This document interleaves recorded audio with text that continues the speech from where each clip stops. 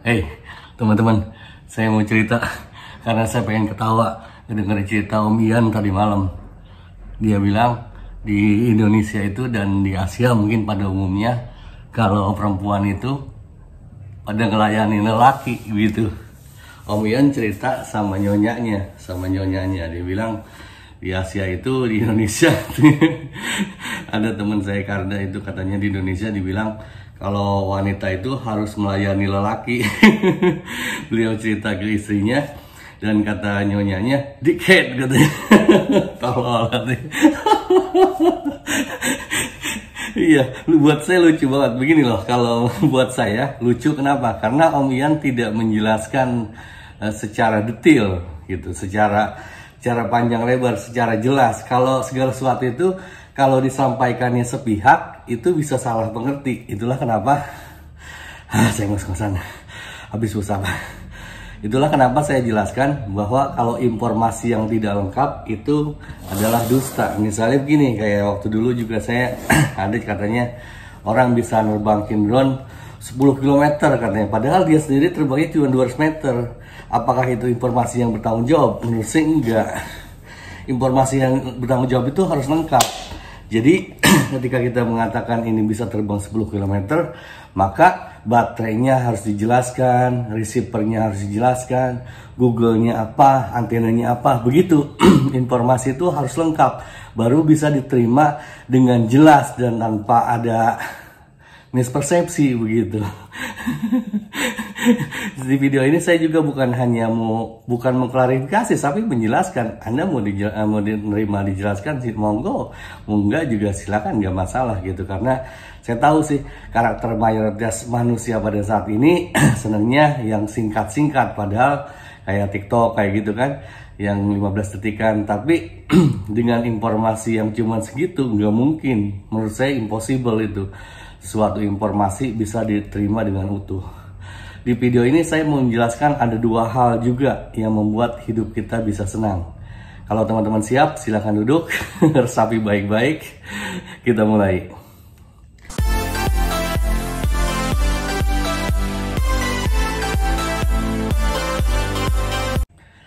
Begini teman-teman, kalau dilihat sepihak misalnya wanita Indonesia itu harus nurut ke suami. Saya udah bilang di video saya bahwa lelaki itu tidak perlu minta izin ke istri karena istri itu anggota keluarga. Istri yang harusnya minta izin ke suami ketika dia mau belanja, mau shopping, mau jalan-jalan, dia harus minta izin. Izin sama pemberitahuan itu beda. Sifatnya begini, izin itu harus dapat persetujuan untuk bisa dilaksanakan. Nah, coba garis bawahi. Izin itu harus dapat persetujuan untuk bisa dilaksanakan, gitu.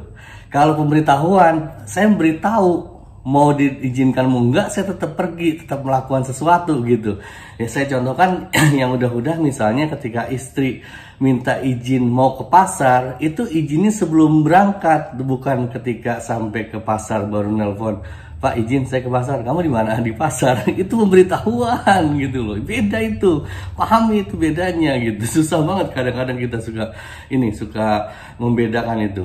Om Ian di negara maju udah jelas beliau pemikiran para wanita dan para pria di negara maju itu mungkin ratusan tahun lebih maju daripada di negara-negara dunia ketiga seperti di kita. Tapi ada prinsipnya sama, manusia itu pada dasarnya egois. Om Ian sendiri, kalau menurut saya, mohon maaf Om Ian, Om Ian waktu ketika menyampaikan wanita Indonesia harus melayani suami, itu informasi yang benar apa salah? Salah banget. Wanita Indonesia harus melayani suami. Enggak, pada prakteknya gini loh. Coba aja teman-teman lihat. Teman-teman bukan hanya menafkahi, tapi melindungi, mempertanggungjawabkan perbuatan-perbuatan anggota keluarga kan. Bukan pada dasarnya bukan wanita yang melayani kita, tapi kita lelaki yang melayani mereka. Kalau bahasa ininya itu serve and protect gitu. Jadi melayani dan melindungi mereka. Wanita melaksanakan tugasnya dengan aman, kita nafkahi, kita lindungi dari segala macam kemungkinan kerugian yang mungkin terjadi, begitu kan? gitu. Jadi bedanya begitu.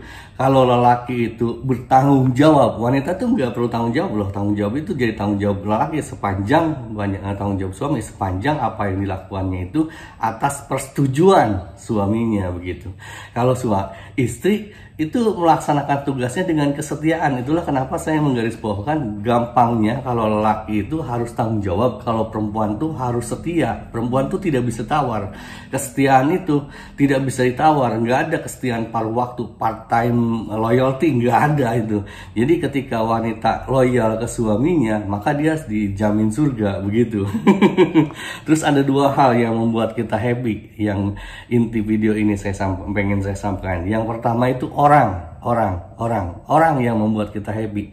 Itu yang kedua tempat gitu. Ini menyerapnya. Teman-teman misalnya berkeluarga, teman-teman punya istri. Yang membuat teman-teman bahagia itu siapa? Pilihan istri Anda itu yang membuat Anda bahagia, begitu kan? Istri juga begitu, ketika dia memilih pemimpin, memilih calon suami, calon pemimpinnya, ketika pilihannya benar, maka dia akan bahagia, begitu kan?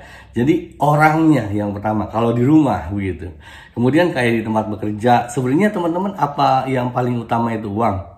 Om Ian sendiri mengakui bahwa uang itu bukan, dia nggak mau didewakan uang, diperbudak uang begitu kan. Bekerja pada waktunya pensiun aja. Padahal kalau di Amerika, di negara maju sana, pensiun itu tidak dibatasi umur. Orang masih bisa tetap bekerja ketika misalnya sudah umur 60 misalnya. Kalau di kita kan 55, 60 udah harus pensiun. Kalau mereka enggak, mereka diberi pilihan, pensiun boleh, mau tetap kerja sebagai konsultan di perusahaan itu boleh. Dan mereka juga berhak untuk mendapatkan pensiunan. Pensiunan itu diberikan oleh negara atau perusahaan, begitu kan Om Ian? Kalau di kita, di negara berkembang enggak. Negara berkembang enggak, kita kerja aja, siapa yang ngasih pensiun? Nggak ada gitu. Jadi itu yang pertama, orangnya.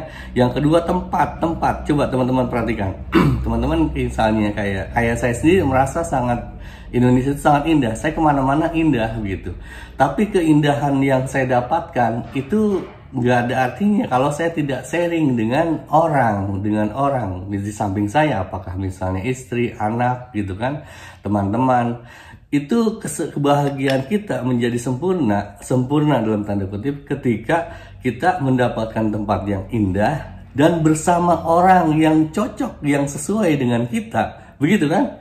Gitu. Jadi dua hal yang membuat kita hidup bahagia ini, bukan semata-mata uang, bukan semata-mata jabatan, posisi. Itu kamuflase, itu seperti kita melihat air di padang gurun gitu kan, kita melihat fata morgana gitu.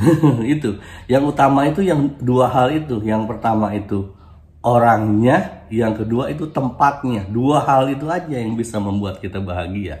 Cuman masalahnya kita juga dianugerahi, setiap manusia, baik di belahan negara manapun, namanya manusia itu sama. Manusia itu punya rasa bosen. Jadi ketika misalnya kita udah dapat pasangan yang baik, walaupun amat sangat sedikit orang yang menemukan pasangan yang cocok, itu sangat sedikit orang. Saya yakin dari misalnya 100 view video ini di view, mungkin cuma 1-2 orang, 1-2-3 orang yang menemukan pasangan yang cocok. Ya Anda usah ngomong kalau memang malu atau gimana gitu kan. Jadi kita kan banyak tabu begitu. Nah, di belahan manapun kita tetap ada rasa bosan ketika kita misalnya pasangan yang baik, ketika kita pasangan yang cocok gitu, sesuai dengan kita, kemudian dapat tempat yang indah gitu. Tapi tetap ada rasa bosan. Sehari-harian lah kita, teman saya dulu kerja di Bali. Bali itu, Indonesia itu dikenal karena Balinya kan, Bali dikenal indah katanya begitu. Tapi bayangin, teman saya kerja di Bali baru 7 bulan minta pindah akhirnya. Pindah dia. Kenapa? Bosan gitu. Sama dengan manusia juga.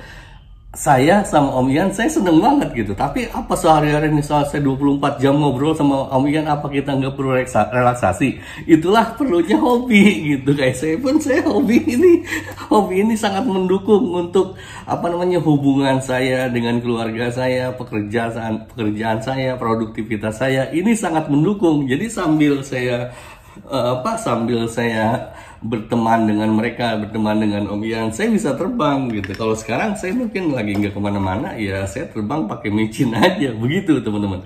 Teman-teman kalau ada yang mau disaringkan, kalau ataupun ada bantahan gitu, tentang apa yang saya sampaikan di video ini, silakan tulis dalam komentar. Ada pertanyaan pun silakan, karena untuk memahami pemikiran orang itu perlu waktu, dan saya yakin Om Ian ngerti apa yang saya maksudkan, seperti halnya saya juga ngerti apa yang disampaikan oleh Ian. Terima kasih teman-teman, saya sambil terbang.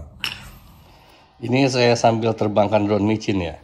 Gini teman-teman, pada saat saya bikin video lelaki tidak perlu izin sama lelaki tidak perlu izin sama istri, juga mungkin para istri pada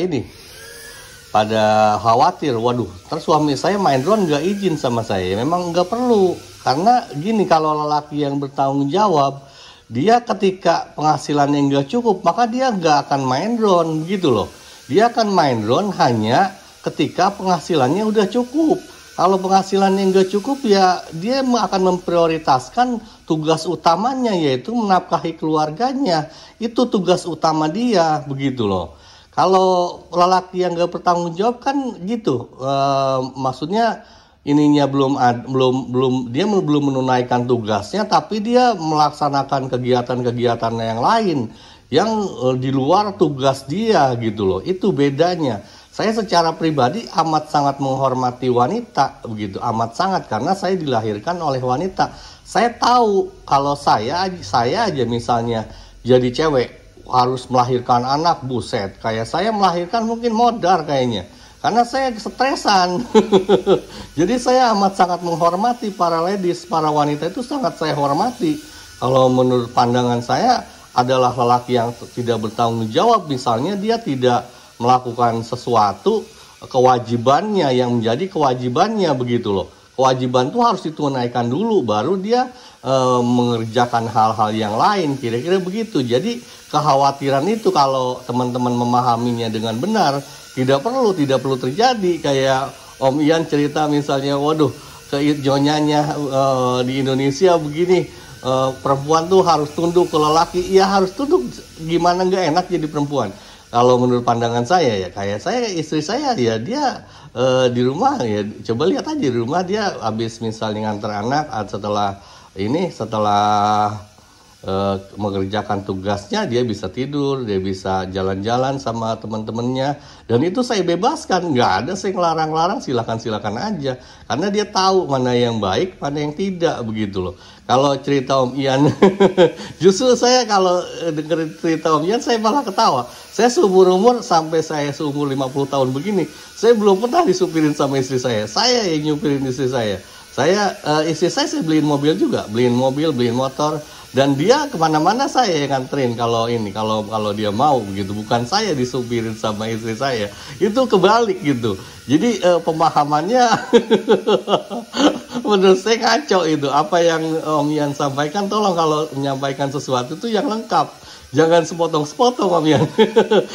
Informasi yang tidak lengkap itu dusta loh, itu istilah peribahasa Afrika, bukan dari Indonesia gitu. Saya secara pribadi saya highly appreciated dengan